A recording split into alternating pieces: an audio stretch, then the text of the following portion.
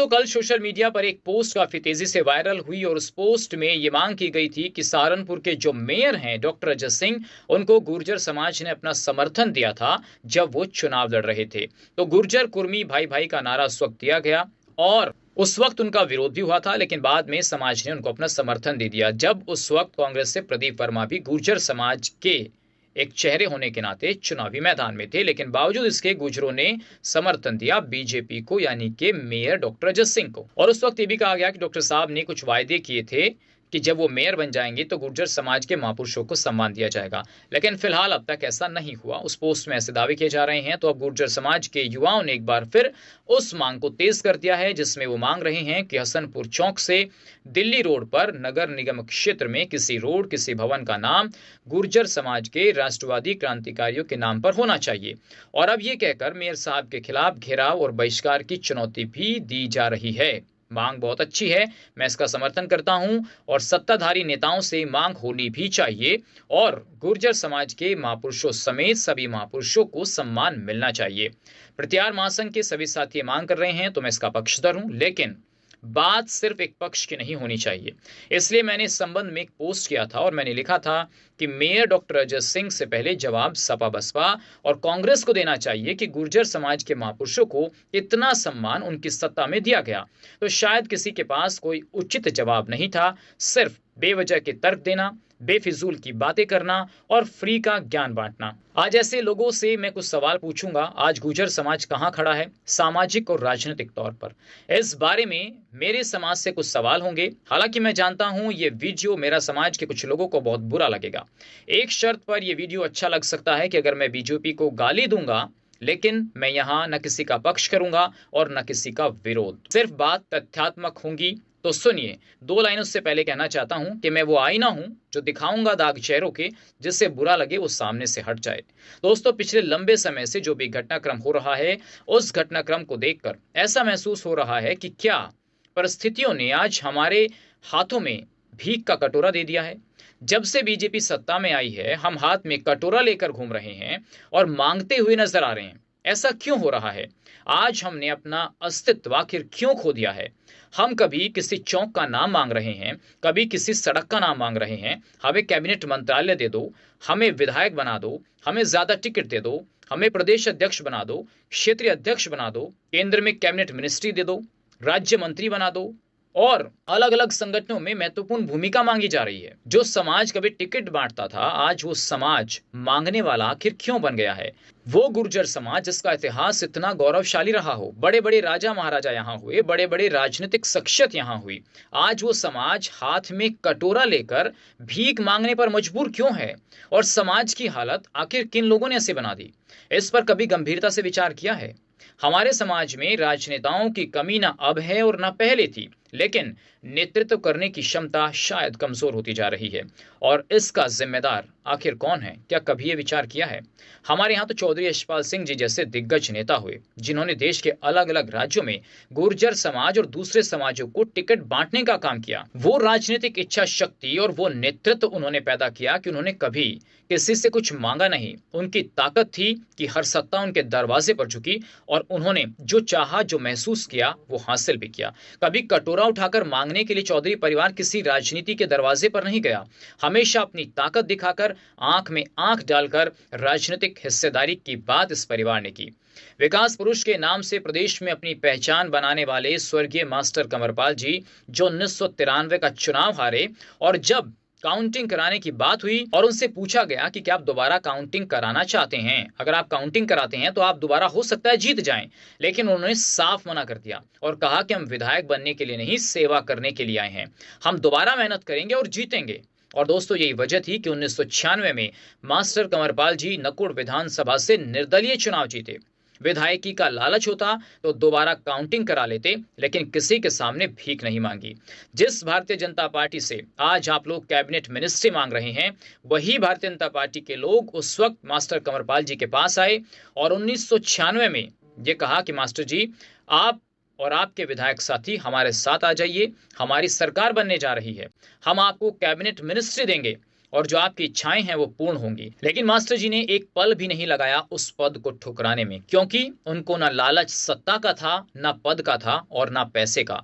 वो अपने आप में एक विचार थे, वो अपने आप में एक राजनीति का वट वृक्ष थे, नेतृत्व करने की क्षमता थी। भीख मांगने तो क्या जाते, दरवाजे पर आई हुई सत्ता को भी उन्होंने ठुकरा दिया। और सब जानते हैं कि 1997 में भारतीय जनता पार्टी के समर्थन से बहन जी को मुख्यमंत्री बनाया गया, और मास्टर जी चाहते तो बहन जी की सरकार में कैबिनेट मंत्री बन सकते थे।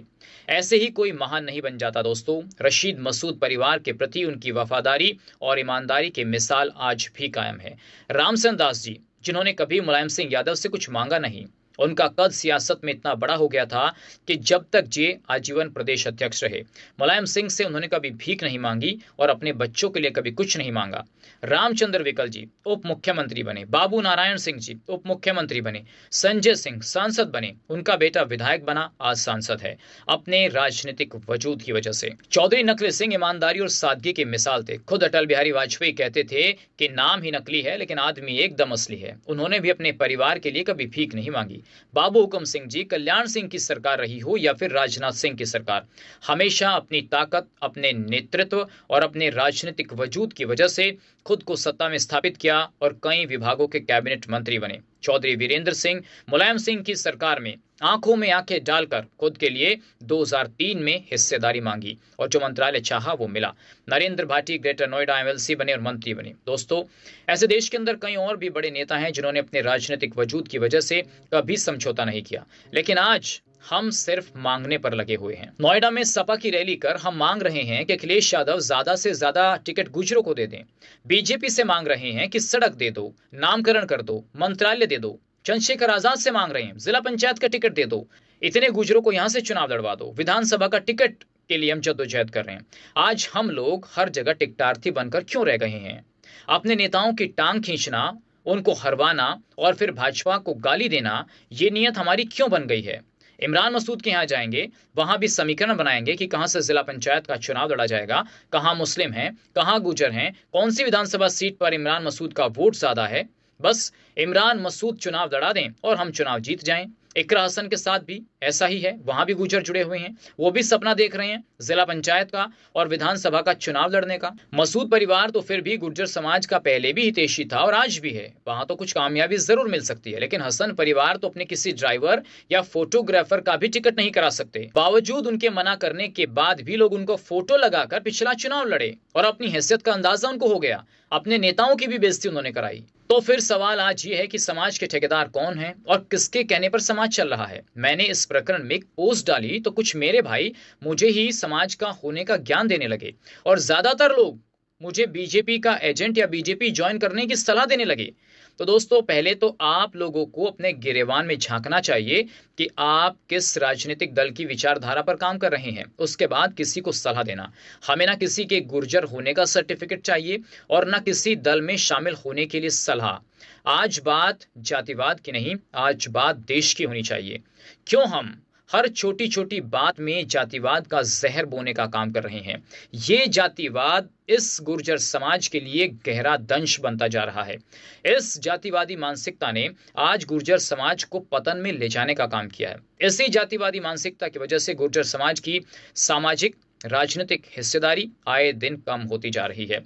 इसी जातिवादी मानसिकता की वजह से दूसरे समाज के लोग आपसे नफरत करने लगे हैं। जो समाज कभी आपके साथ कंधे से कंधा मिलाकर चलता था, आप लोगों को सांसद और विधायक बनाता था, अपना नेता मानता था, आज उस समाज ने आपके सामने अपने नेताओं को खड़ा कर दिया। इसी जातिवादी मानसिकता की वजह से एक जाति का ढोल पीटने से दोस्तों कोई नेता नहीं बनेगा। इसी जातिवादी मानसिकता ने समाज के दो बड़े जिम्मेदार नेताओं की राजनीति पर ग्रहण लगा रखा है। इसी जातिवादी मानसिकता ने जगाधरी में कंवरपाल गुर्जर को हरवाने का काम किया, कैराना में प्रदीप चौधरी को हरवाने का काम किया। दोनों जीत जाते तो शायद दोनों का सम्मान बीजेपी बढ़ा देती, तो फिर आप लोगों को यह कहने का मौका ना मिलता कि बीजेपी ने क्या किया। लेकिन अफसोस, दोनों को ही चुनाव हरवाने का काम हुआ और हरवाने वाले बाहर से नहीं आए थे, इसी समाज से थे। दोनों नेताओं का विरोध करने में किसी ने कसर नहीं छोड़ी। कर्म करेंगे खुद गलत और दोष देंगे बीजेपी को। और आज इस मानसिकता की नजरें दो गुर्जर विधायकों पर टिकी हैं। भगवान ही मालिक है कि दोनों विधायकों का कुछ बचाव हो, लेकिन ये लोग कसर नहीं छोड़ रहे हैं उनके खिलाफ। जो समाज कभी मुगलों से लड़ा, अंग्रेजों से लड़ा, वो हमारी राष्ट्रभक्ति को दिखाता है, लेकिन अपने देश की सत्ताओं के सामने गुर्जर समाज हमेशा धरना प्रदर्शन और विरोध में ही क्यों रहा है? क्या इसका जवाब किसी के पास है? क्या इससे समाज का कुछ भला हो सकता है? बदले में क्या मिलता है? मुकदमेबाजी, जेल, थाने और कचहरी, सारी उम्र मुकदमे झेल रहे हैं लोग। जब बसपा की सरकार थी तब भी आप सत्ता के खिलाफ थे। जब समाजवादी की सरकार आई तब भी गुर्जर समाज के लोग सड़कों पर ही रहे। आज बीजेपी की सरकार है, आज भी आपका यही हाल है। अरे विरोध ही करना है तो विरोध करना तो सीखो, तो सत्ता को हिलाने की ताकत रखो।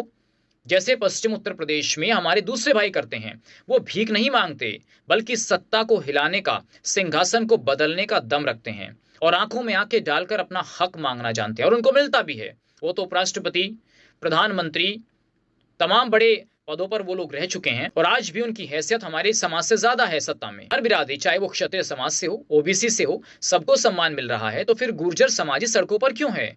क्यों ये समाज राकेश टिकैत और नरेश टिकैत जैसे जिम्मेदार लोग पैदा नहीं कर पाया? क्यों ये समाज जयंत चौधरी जैसा राजनीतिक दल और उनके जैसे नेता पैदा नहीं कर पा रहा है? कहाँ है आपके समाज के खाप चौधरी? सामाजिक कार्यक्रमों में खाप चौधरी को कितनी तवज्जो मिल रही है? खाप के नाम से गुर्जर समाज में कितने फैसले हो रहे हैं? खापों के नाम पर सिर्फ बटार खाप के चौधरी मिलेंगे या कलशैन खाप के चौधरी? वही सक्रिय नजर आते हैं और वो भी सिर्फ 13वीं तक ही सीमित है, इसके आगे कुछ नहीं। दूसरे खापों के चौधरियों को कितना आमंत्रित किया जाता है? सामाजिक कार्यक्रमों में खापों को कितना महत्व दिया जा रहा है? क्या इस पर कभी विचार किया है? आज कोई भी व्यक्ति खड़ा होगा और सोशल मीडिया पर किसी के खिलाफ कुछ भी लिख देगा और वो समाज का ठेकेदार बन जाएगा, तो ये तो स्वीकार्य नहीं होगा। बसपा की सरकार में कौन सा भवन या कौन सी सड़क का नाम गुर्जर समाज के महापुरुषों पर रखा गया, इसके बारे में कोई जानकारी है किसी के पास? अखिलेश यादव की सरकार में तो हसनपुर को रामचरण दास चौक के नाम से उसकी घोषणा हुई थी। क्या वो बना? 5 साल तो सरकार रहकर चली गई। अखिलेश यादव की सरकार में मान्यवर काशीराम के नाम से पीजीआई हॉस्पिटल का नाम बदला गया तो गुर्जर समाज के लोगों ने मांग की कि इस हॉस्पिटल का नाम चौधरी रामचरण दास जी के नाम से रख दीजिए, लेकिन ऐसा भी नहीं हुआ। बाद में रामचरण दास जी के नाम पर एक लॉलीपॉप गुर्जर समाज को सपा की सरकार में थमा दी गई और एक ऐसी सड़क का नामकरण उनके नाम से कर दिया जिसके बराबर में गंदगी का अंबार लगा हुआ था। ईमानदारी से बताना, कितने लोग ये बात जानते हैं कि उस सड़क का नाम चौधरी रामचरण दास जी के नाम से है? कहीं बोर्ड लगा हुआ है, कोई पहचान, कोई साइन बोर्ड वहां है? और क्या उनकी स्मृति में समाजवादी पार्टी सहारनपुर में कोई बड़ा काम कर पाई है? गुर्जर समाज के बीच आए दिन हो रही घटनाओं का राजनीतिक और व्यक्तिगत नफा नुकसान क्यों देखा जाता है? 2021 में जब एक गुर्जर पत्रकार के साथ एक सत्ताधारी मंत्री के समर्थकों ने धक्का मुक्की की थी, तब कहां थे वो जातिवादी मानसिकता के लोग जो आज गुर्जर गुर्जर चिल्ला रहे हैं? सांगठड़ा के अंदर एक गुर्जर समाज की बेटी को एक मुस्लिम घर से भगाकर ले गया। कितने गुर्जर समाज के हितैषी बनने वाले लोग उस परिवार से मिलने गए वहां भी लड़ाई सनातन और हिंदुत्व को मानने वाले लोगों ने लड़ाई, जिनकी कोई बिरादरी नहीं थी। हमारे और सांसद इकरा हसन के प्रकरण में कितने गुर्जर समाज के लोग बाहर आ रहे हैं और कितने लोगों ने हमसे संपर्क किया और ये कहा कि हम आपके साथ हैं। हालांकि समाज के कुछ और लोगों का मैं धन्यवाद और शुक्रगुजार हूं जिन्होंने इस जातिवादी मानसिकता से ऊपर उठकर उस लड़ाई को लड़ने में हमारी मदद की और आज भी हमारे साथ खड़े हैं। हमारी लड़ाई तो दोस्तों, इसके अलावा हमारे पत्रकार संगठन के साथी भी लड़ रहे हैं। हम हर चीज से सक्षम हैं अपनी लड़ाई लड़ने के लिए, लेकिन घटनाओं और परिस्थितियों को दो चश्मों से नहीं देखा जाना चाहिए। हमने गुर्जर भवन में पत्रकारों की मीटिंग कर ली। कुछ लोगों ने कहा कि गुर्जर भवन को राजनीति का अड्डा बना लिया गया, बीजेपी की भाषा बोली जा रही है। तो कान खोलकर सुन लो भाई, गुर्जर भवन पर सबको गर्व है, सब गर्व करते हैं उस पर। और उस गुर्जर भवन में सबसे ज्यादा 11 लाख दान देने वाले विधायक कीरत सिंह हैं जो बीजेपी से आते हैं, मुकेश चौधरी हैं जो बीजेपी से आते हैं, प्रदीप चौधरी हैं जो बीजेपी में हैं, मनीष चौहान जो बीजेपी से हैं। उन लोगों ने दान दिया है वहां। अगर बीजेपी से आप लोगों को इतनी नफरत है तो उनका दान क्यों लेते हो? और अगर मुझे बीजेपी का एजेंट बता रहे हो तो गुर्जर भवन में बीजेपी के नेताओं के दान का पैसा क्यों लगवाते हो? जाकर विरोध कीजिए उस कमेटी के सामने कि हम बीजेपी के नेताओं का पैसा यहां नहीं लगने देंगे। क्यों जाकर बैठते हो गुर्जर भवन में? कुछ लोगों को मेरे वहां बैठने से एतराज हुआ और ये आरोप लगा रहे हैं कि बीजेपी का एजेंडा वहां चलाया जा रहा है। तो फिर सुरेश राणा जी का प्रोग्राम तो अभी हाल ही में हुआ, वहां क्यों नहीं जाकर आपने विरोध कर दिया? वहां तो बीजेपी का प्रोग्राम बड़ा अच्छा आयोजित किया गया, उसका भी आपको विरोध करना चाहिए था। सवाल यह है दोस्तों कि क्या गुर्जर भवन को लोग सत्ता के खिलाफ जहर उगलने का क्या अड्डा बनाना चाहते हैं? समाज की धरोहर है, किसी आम इंसान की जागीर नहीं है। किसी को सवाल नहीं है, किसी को यह हक नहीं है और किसी को सवाल पूछने का भी अधिकार नहीं है कि वहां क्या हो रहा है। अगर गलत होगा तो कमेटी उसके लिए जिम्मेदार है। और यह भी पूछना चाहता हूं कि सपा की सरकार में तो गुर्जर भवन का रास्ता ही खोद दिया गया था। गुर्जर भवन पर जाने वाली सड़क तो बीजेपी की सरकार में बनी। डीएम साहब ने किस तरीके का व्यवहार गुर्जर समाज के लोगों से उस वक्त किया, प्रभारी मंत्री बलराम यादव ने कितना अपमान गुर्जर समाज के लोगों का वहां किया, और किसी से छिपा नहीं है। और आज मुझे और प्रदीप चौधरी जी को जो लोग गुर्जर समाज के मामा भांजे कर ताना मार रहे हैं, उसी मामा ने गुर्जर भवन का रास्ता खुलवाने और बनवाने का काम किया था। नगर आयुक्त को उस वक्त प्रदीप चौधरी जी ने बुलाया, वो विधायक थे बीजेपी के, और मेयर संजीव वालिया जी को बुलाया, और उस समय उस सड़क का निर्माण प्रदीप चौधरी जी, मेयर संजीव वालिया जी और उस तालाब का सौंदर्यकरण भी बीजेपी की सरकार में ही कराया गया था। और इतना ही नहीं, आप चले जाइए जनकपुरी चौक पर सरदार पटेल जी की जो मूर्ति लगी हुई है, वो भी बीजेपी की सरकार में ही लगी थी। बाबू हुकम सिंह जी उस वक्त जो है मिनिस्टर हुआ करते थे। और आपको दूसरी जानकारी बता दूं, गुप्ता हॉस्पिटल के सामने जो तिराया है, उसको पायलट चौक बनाने की घोषणा भी बीजेपी की सरकार में ही हुई थी। सरदार पटेल जी का जो चौक बनाया गया था, उसका जीर्णोद्धार भी बीजेपी की सरकार में ही हुआ है। तो अगर आपको बीजेपी से इतनी नफरत है, तो बीजेपी के मंत्रियों को अपने मंचों पर बुलाकर क्यों सम्मान दे रहे हो? बहिष्कार करो उनका, लेकिन कुछ तो करो जिसका असर सत्ता और समाज पर पड़े। सिर्फ फेसबुक पर कमेंट करने से कुछ नहीं होगा दोस्त। सोमेंद्र तोमर को राज्य मंत्री बनाया गया, स्वतंत्र प्रभार मिला, कितने गुर्जरों ने फेसबुक पर उनके पक्ष में पोस्ट डाली, उनको बधाई दी, कितने लोगों ने सहारनपुर में उनके स्वागत का कार्यक्रम रखा। इसका भी विरोध शुरू कर दिया कि लॉलीपॉप दे दी गई। किसी को गाली देना बहुत आसान है, लेकिन सबको साथ लेकर चलना बहुत मुश्किल होता है। सपा की सरकार में तो गुर्जरों का इतना बुरा हाल था कि गुर्जर डीएम के बराबर में भी नहीं बैठ सकते थे। अगर बैठ गए तो डीएम साहब ने कुर्सी से उठा दिया, और फिर गुर्जरों ने डीएम कार्यालय में मुर्दाबाद के नारे भी लगाए। पता कर लेना, ओमी पवार जी और वीरेंद्र गुर्जर जी उसके गवाह हैं, वो आज भी मौजूद हैं। सपा की सरकार में गुर्जर समाज का ज्ञापन लेने भी डीएम बाहर नहीं आते थे। इतना अहंकार था और इतनी इज्जत थी गुर्जरों की सपा में, जो आज सपा के हितैषी बन रहे हैं। इतना ही नहीं, पूर्व मंत्री और समाज के बड़े नेता चौधरी यशपाल सिंह जी की मूर्ति दीवानी कचहरी चौक पर लगवाने की मांग गुर्जर समाज के लोगों ने सपा की सरकार में ही की थी। जो नेता पार्टी के राष्ट्रीय उपाध्यक्ष रहे हों, उस वक्त सत्ता में थे जब उनकी डेथ हुई, प्रदेश की राजनीति में बड़ा चेहरा थे, उनकी मूर्ति लगवाने के लिए अगर ज्ञापन देने के लिए गुर्जर समाज चला गया, तो डीएम साहब ने बदतमीजी कर दी उनके साथ, सम्मानजनक बात भी नहीं की। सत्ता के नेता थे सब, ये हैसियत थी गुर्जरों की सपा में, और आज गाली दे रहे हो आप बीजेपी को। कृपया मेरे भाइयों, जातिवादी मत बनो, राष्ट्रवादी बनो। जितना आप जातिवादी बनेंगे, समाज का उतना ही पतन आप लोग कर रहे हैं। आज समय बदल चुका है, सोशल मीडिया का जमाना है, हर आदमी एक्टिव है, हर गतिविधि पर नजर रखी जा रही है, दुनिया चांद दिखा रही है और आप उनकी उंगली देख रहे हैं। टारगेट करना बंद करो और एक होकर के सर्वधर्म की लड़ाई लड़ो, और समाज को कहीं ऐसा काम ना करो कि आपकी वजह से नीचा देखना पड़े। समाज के लोगों के साथ खड़ा होना सीखो। आज के लिए बस इतना ही। नमस्कार।